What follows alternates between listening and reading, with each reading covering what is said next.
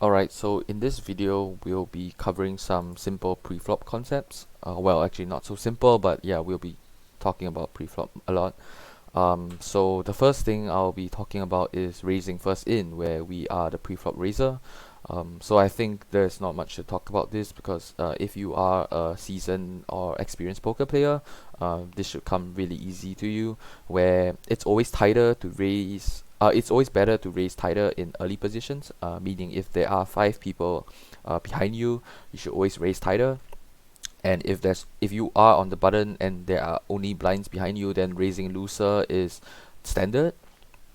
And the second important thing that I actually want to talk about is most players, they go online and they search for what is the most optimal preflop raise, preflop chart, or what hand should I raise with. And I think it's not applicable to everyone. So even if someone provides you a game theory optimal raising chart, you shouldn't just blindly follow, because even though it's game theory optimal, what it also means is that you have to play optimally post flop for the chart to be effective. So hands like low pocket pairs and like unsuited aces, these hands, um, played by pros, will gain them max value, but played by lower stakes players or players who do not have that much uh, post flop skills, um, it might not be as beneficial for you guys, right? If you look at these two charts, you can get what I mean, where game theory recommends us to raise with a bunch of these hands on the left hand side. So if we raise, let's say in a 1/2 game, if we raise to $5 under the gun in a 6 max setting, we should be raising with pocket fives 20% of the time, right, and pocket fours 12% of the time. So that's how you read the chart. And we should also be raising king 5 suited 35% of the time. But if you think about it, how well can you play king 5 suited under the gun if you face a call by the button or by the cutoff? Because I guarantee you that most of the time you won't flop top pair or you won't flop a flush draw. So what do? If you are not a seasoned poker player with a lot of post flop experience, then it's really easy to navigate yourself out of these spots where you just don't play these hands post flop. So if you look on the right side, this is the range that I would recommend low stakes players to play. I think I wouldn't play any looser than this, but playing even tighter is better. So a hand like ace 10 off is actually pretty close, meaning even if you don't play the hand, it's gonna be fine. Meaning if you do play the hand well, you're gonna earn a few extra big blinds every few hundred hands. But if you play ace 10 off really poorly, you always get stacked, because hitting an ace and you just can't get rid of the hand in scenarios where you know that you are behind. Then playing ace 10 off is really not that attractive, and you are just better off not playing it. Even hands like pocket fours, pocket threes, and pocket deuces, you can see, like, I totally just remove them out of the range, because most of the time you just flop nothing, and you only flop a set maybe like 8 to 10% of the time. And even sometimes when you do flop a set, it's not really a terrific scenario, where if you flop a set with pocket fours on like a 4 5 6 board and you face a lot of action, you are certain that villain either has a straight or a bigger set, because you have bottom set. So when you are unsure how to play these spots well, then just avoiding them totally might be better, because you end up with a range that's stronger, with a range with more aces, more ace queens, and more ace jacks. Because every time you trim your range slightly, the proportion that these hands will make up of your range will be higher, and you can be certain that, like, you will flop more top pairs with stronger draws, or even straight draws, redraws, and flush draws with pairs and all that kind of combo draws kind of stuff. And these hands are just easier to play for everybody, right? So the second thing that I want to talk about is my own personal strategy, and it's something that I think I advise all my students in low stakes to try out, where we shouldn't be cold calling at all. So what I mean is that if under the gun raises, and we are on the button or in the cutoff or in middle position, we should not be just calling, and we should always be three betting only. And the reason is actually really simple, where because we are in position when we three bet, and it's tough for villain to play against a three bet, and being out of position, and cold calling is really bad. Well, I mean, cold calling is okay in like low stakes, because most of the time your players are not really aggressive. They don't squeeze as often with marginal hands. They don't aggressively three bet or four bet, so cold calling can be fine. But in higher stakes, if you end up cold calling a lot, you'll face a lot of scenarios where you just face a lot of three bets pre-flop, and you're really stuck, because it's really transparent that when you call, you don't really have a strong range. And what do you do then? And most people can argue back saying that, well, if I don't have a strong range, then I'll just include some aces and ace king into my calling range, right? Which is a valid argument. But I asked the question back, where how good are you at being able to split your range into three different ranges, where you have a calling range, a three betting range, and a folding range. And then in your calling range, you have to separate your calling range between hands that you are trapping with, and hands that you are not. So these things can be pretty advanced, and there is no need for a beginner or even a mid-stake players to be thinking about stuff like that. It's just easier if you have one strategy where you just three bet, and when you face a four bet, it's really straightforward. And if you don't face a four bet and you face a call, then that's great, because you are the aggressor and you are in position. And these two things are one of the best things that you can have going post flop, right? So most of the time, we will be three betting only our premium hands, and include some balance hands, meaning hands like 8-9 suited, 7-8 suited, or like 9-10 suited, Jack-10 suited. So these hands are not premium hands, but they're in there because they protect our range really well, where if a board comes 10-8-9, we do have to have some sets, some two pairs, and some straights, so that our range is not really transparent and just heavily weighted against ace king, ace queen, and aces and all that, because villain can put a lot of aggression on us. So yeah, if your hand isn't suited, then it's definitely out of the three betting range, and the only unsuited hands are like ace jack off and king queen off, and these hands are not always three bets. They are what we call like mixed strategy, where we only do them from time to time. Because if we three bet all combinations of offsuit king queen, we are actually three betting too much, because after all, when we three bet with king queen, we are not actually, it's not like value three betting. If we are three betting against under the gun, we're just using our position and the fact that we are the preflop aggressor, to take down the pot. So in general, when you are in position, we are aiming to three bet three times in position. So if villain raises to $5, we'll be raising him to $15. And if there are additional callers, meaning if someone raised to $5 and someone called with another $5, then we'll be raising three times of the $5 to $15, and then we'll top up another $5 to make it 20. And the same rule applies for out of position. It's just that we will be three betting four times instead, so three betting to $20 if we face a raise of $5. And always do remember that if you are three betting, it should always be tighter than villain's raising range. If not, it really doesn't make sense for you to be three betting. So if you look here, what we have here is two scenarios of like three betting range. So if you look at Button's three betting range against MP, it's really linear, meaning it's from the top left to down to the bottom right, where we have a mix of some pocket pairs. We have a mix of like 6-5 suited, queen jack suited, so ace 5 suited, ace 4 suited. So these hands, they give us board coverage where we have the chance to do well on every single kind of board, like I mentioned previously. And at the same time, we have our really strong hands like aces, ace king, ace queen, and all that kind of stuff.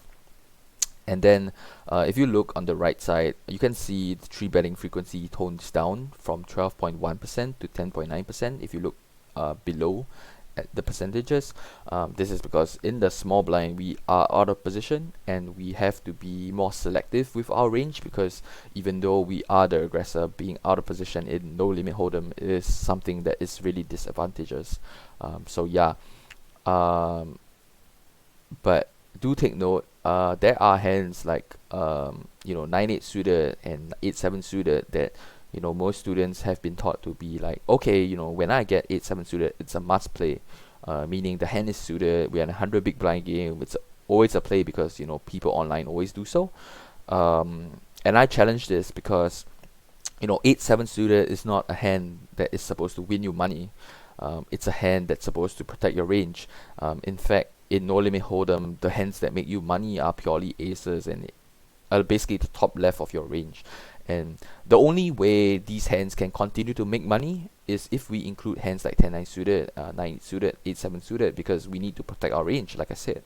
So without the protection, aces will earn money still, but they will earn less. So when we include hands like 9-8 suited, we make sure our premium hands earn optimal amounts of money. But including it too much of them will cause our premium hands to lose out a lot, because we dilute our strong range, meaning in our range of like 10% of hands, we dilute the amount of aces and ace king in there, right? So basically, that's it for like basic tree betting. So I think the next question a lot of people will ask is, what if I don't have a solver? How am I supposed to devise an optimal strategy to tree bet? Well, then these are three things to think about. Where if you have, so the first thing is where if you have an offsuit hand, is it ace jack off? Is it king queen off? And if it isn't, most of the time you're just better off dumping the hand, because getting jack 10 off on the button against a cutoff raise might be very tempting. But it's just a really bad hand to play, because like I said, we shouldn't have two separate ranges, calling and tree betting, because it's really complex and a lot of players just bleed money playing like that.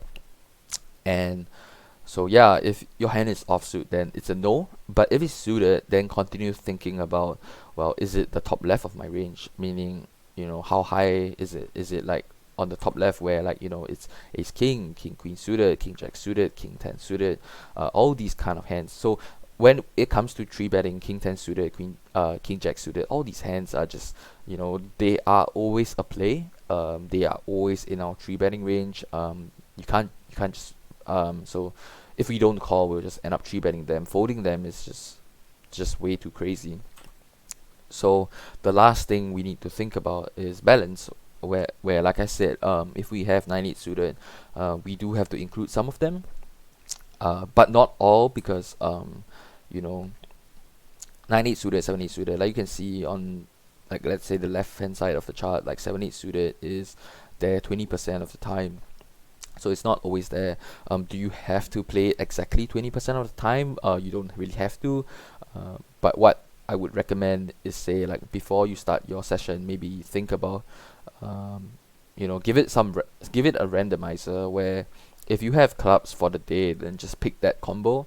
And if you don't, then every other 7-8 suited combo, just dump the hand. So it's really simple. You don't really have to memorize the percentages exactly, but maybe just think about, how many combos can I play? Can I play one combo out of 4, or 2 combos out of 4, or 5 combos? So if you have jack 9 suited and it's like 67%, then I would say play 2 combos, because playing 3 combos is above GTO's recommendation, and the golden rule is tighter is always better, because in low stakes, you just end up in really weird spots where if you don't have good post-flop skills, then it can be really tricky. Alright, so the next thing that I would talk about is forbetting, and I won't really spend too much time talking about forbetting, because I think forbetting is something where you don't really make a lot of money forbetting per se in low stakes, because it's really standard. Like if you have aces, it's always a 4-bet. If you have ace king suited, kings, queens, all these kind of stuff, if you're not calling to trap, then you're just 4-betting most of the time. And when people stack off, the hands that you see are pretty standard. Very seldom, well, maybe like in higher stakes games, it's really seldom where you see someone go out of line, shoving ace 6 suited, 5-bet shoving ace 6 suited. Like, it just makes no sense. So just a few guidelines about 4-betting, where just think about your value in bluffs, where if you have aces and ace kings and kings in your range, they are your value hands, and you should be including some bluffs in there. And these bluffs can take on any form, where they can be like ace 5 suited, where ace 5 suited has really good blockers to aces, and it has decent equity, because even if you do get caught, ace 5 suited is better than ace 9 suited, because making a straight is possible. The flush draw is still there, of course. So yeah, and then in the rare scenario that you do end up post flop, board coverage still matters. So that's why you see in game theory, in the solver, a jack 8 suited or 10-8 suited, some occasional pocket 9s, pocket 8s, they are included in there. But what I would like to say about 4-betting is that, if you think about the stack to pot ratio after getting called, when you 4-bet, board coverage is less important than you think it is, because what really matters on the flop is who has top pair, like who has the overpair and who has a flush draw with 2 overcards. Like, all these things are more important than balance, because there's only 1.5 a 1.5 pot bet left. Yeah, so what's more important is thinking about blockers and thinking about hands that we are not comfortable calling 3-bets, maybe. So if, let's say, we have a hand like king 10 suited, that we are not calling 3-bets, like we are not comfortable calling, because we feel like, oh, maybe we want to play a little tighter, then maybe king 10 suited might be a better hand to just 4-bet instead of a hand that's recommended here, which is king 9 suited. So maybe in this case, king 9 suited, you can just fold, and then like just 4-bet king 10 suited instead, and like trim down your 3-betting range. Yeah, so these are all guidelines for players to think about, to develop a thought process about 4-betting. Alright, so I'll just share with you guys. So in a 20,000 hand sample, these are some hands that I've decided to 4-bet, and I'll just give you guys like 2 examples of like cases where I 4-bet.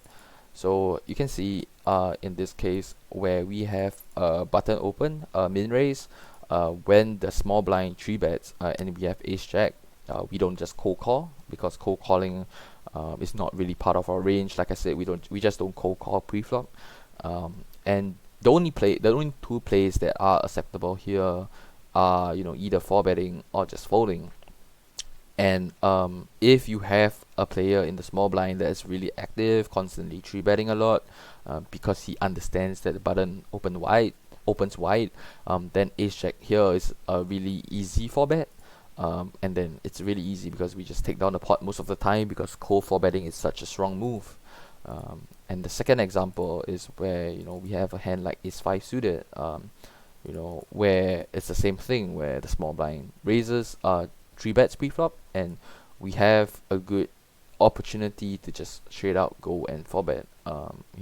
We take down the pot most of the time with $50. So with $50 we are stealing 25, and so you can think about it as like just min raising and taking down the blinds, and even in the event that we don't steal the money per se, we have a really strong range, and we can just play it really straightforward, where we don't have to bluff off our stack, and just think about other things that we'll be talking about in our post flop videos.